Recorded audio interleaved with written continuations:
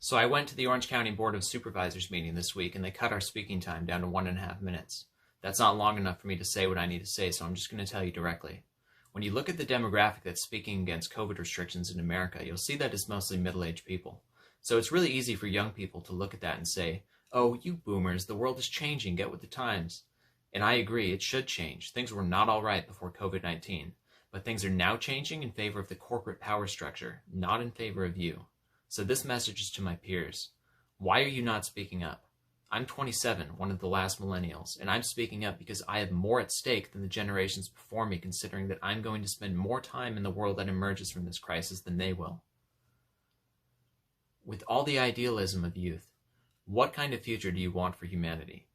Is your ideal vision of the future a world where your ability to participate in society is based on your compliance with medical mandates, enforced by digital health passports, where hatred toward a particular group of people is encouraged by our political leaders like in some dystopian novel?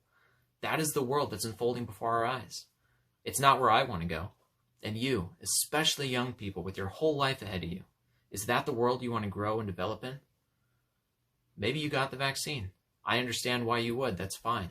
But are you willing to enter a revolving door of booster shots where the definition of fully vaccinated is going to change to include each new booster shot that they want you to get every 6 months?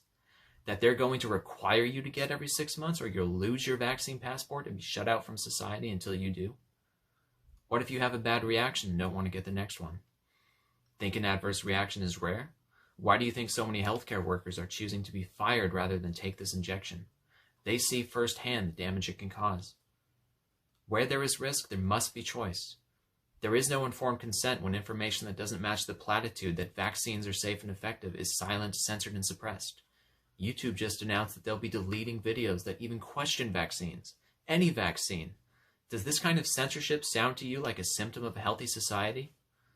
Our leaders are telling us that if everyone just gets vaccinated, this will all go away. It's now a pandemic of the unvaccinated, right? Do you really think society will return to normal when all of the infrastructure that's being set up to manage COVID-19 is designed for long-term use? As George Orwell said, the war isn't meant to be won, it's meant to be continuous. Just like the war on drugs and the war on terror, COVID-19 is a forever war, and if you don't see that by now, it's because you're choosing to look away from it.